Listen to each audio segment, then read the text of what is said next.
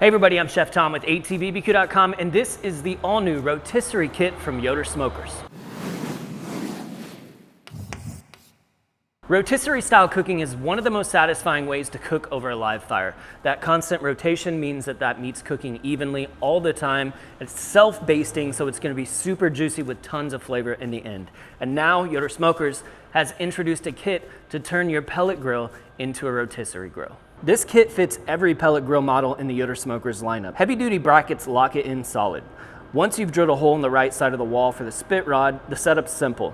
Mount the bracket on the second shelf rail on the left side, slide the spit through the wall, and connect it to the motor hanging on a bracket under the chimney. For cooking, we recommend 275 to 350 with the diffuser in and setting your food just right of center. Or you can pull the diffuser door and move the food over the fire for higher heat and more crust.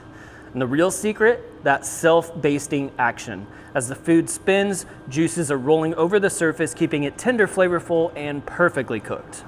So try something new with your pellet grill by using the Yoder Smokers Rotisserie Kit, available now at ATBBQ.com.